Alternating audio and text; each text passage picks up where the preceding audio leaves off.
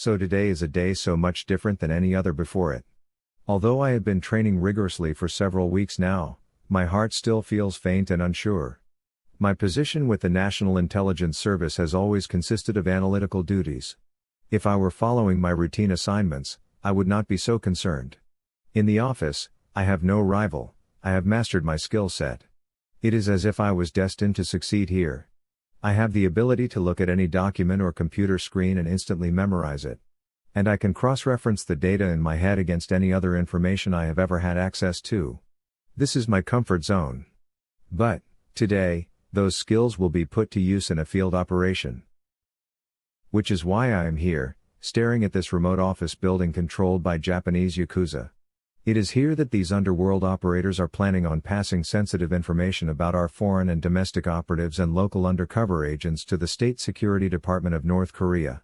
My objective is clear. While working under the cover of being an acquisition agent for some local gangs, I will try to convince either party to sell me a copy of this list.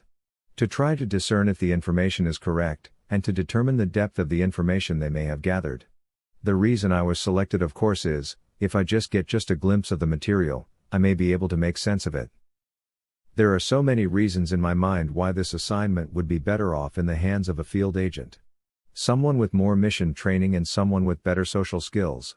Someone who wasn't raised in an orphanage by nuns who may feel more comfortable around strangers. Someone like my friend, Kim Lee. He does this kind of thing all the time, and it never seems to faze him.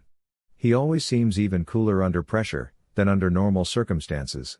How can he joke with cold-blooded killers, and carry on a casual conversation with the darkest of men, and yet seem so out of place around his own wife and son? My only solace this day, is I know Kim Lee is my backup. And he will have an extraction team standing by if things go wrong. He would never let me down. We have always worked well together and I trust his instinct. One last check of the surveillance team down the street, with a quick glance to help me overcome the fear of taking my next step as I approached the shadow of the doorway. Once inside, I was taken aback by the almost cliché surroundings. Men of questionable backgrounds gathering around an old desk staring me down as I entered the room. There, in the back of the room, appeared to be two young men in hooded sweatshirts and cargo-style pants. Displaying a certain military swagger, and three other men, one, a very large man dressed in a finely tailored suit, and two others wearing more casual clothing. The two later had tattooed images showing around their collar and sleeves. I could not imagine a more uncomfortable place for me to be. As the two groups exchanged glances, the large Japanese man in the tailored suit started to clear his throat as he prepared to speak to me. So much was running through my head as I could start to feel my heart race, and I began to wonder how I would respond. I could feel my mouth drying out as I contemplated my answer. How could I possibly convince anyone I belonged here, at this very moment? And then I remembered, if they actually do have a list of operatives, their very lives would be in danger. Men like my friend, Kim Lee. I had to succeed, no matter what the cost. As he started to speak, his eyes locked onto mine and his two associates stood up straight from their slouched postures and took a position, one by each side. "Who sent you?" he asked me in a very intimidating tone. I waited for a moment to respond, as I tried desperately to sound confident in my reply. "Sir, I represent a group of businessmen that would find the information you possess extremely useful, in the development and planning of future investments, in our local communities. If possible, we would like to avoid certain government agencies, that may want to interfere with our planned growth. I am sure you understand our position." Although his stare seemed less intense, by no means did he appear to be relaxed. Again he glanced at the other two men across the room, then back at me. He once again cleared his throat before speaking. "That doesn't really answer my question," I asked. "Who sent you?" Again, I waited a moment to gain my composure before responding. "Well, sir, I believe you know exactly why I am here, and what type of person would have sent me. Someone like you, someone that has gathered power and influence and wants more of it. Someone willing to take some risks to get what he wants. I have come here today, to enter into a negotiation with you, so that we too, may gain access to the information you possess. The businessmen I represent are willing to pay great dividends, to get their hands on this information. All I need from either party, is a figure you are comfortable with, and a quick peek at the goods, to verify we are buying the genuine article. I could feel the intensity of the room start to relax, as both parties began to confer between one another. The Yakuza boss, looking over his shoulder at me several times as they spoke. I wasn't feeling a great deal of trust, but I hoped their greed would bend them to my offer. The two North Korean soldiers now started to look nervous as their conversation continued. I wish I could hear what they were saying, but they were careful to guard their words. The Yakuza boss turned towards me as his entourage stood back. As he approached me, he reached into his coat pocket and removed a large folded envelope. He looked down at it as he opened the top and slid a handful of documents out of the top, only exposing the very top half of the first page. But it was enough for me to determine they were authentic.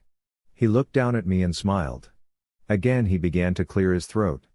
Before I conclude my deal here with these gentlemen behind me, I would like to hear your offer. At that very moment, the men behind him began to draw their guns, taking aim at the backs of the men, positioned between us, rapidly pulling the trigger, dropping the large man at my feet, and his two associates fell close behind. I became frozen in fear as the blood pooled up before me. One of the soldiers held me at gunpoint, as the other removed the folder from the hands of the Yakuza boss. As he was crouched down by the body, he looked up at me and said, "You never should have come here today." I knew in the back of my mind that the gunfire would bring back up, if I could only distract him, for just a moment. I tried to respond, but he ordered me to turn around in an authoritative voice. I quickly complied, but felt the still warm barrel of his gun press into the back of my neck. Without a moment's hesitation, he pulled the trigger. And I could feel the pressure as the bullet penetrated the back of my skull. Quickly, I began to lose sensation throughout my body as I collapsed in the doorway. As I felt my consciousness slipping away, I heard the footsteps of the extraction team rushing in and the muffled voice of my friend, Kim Lee.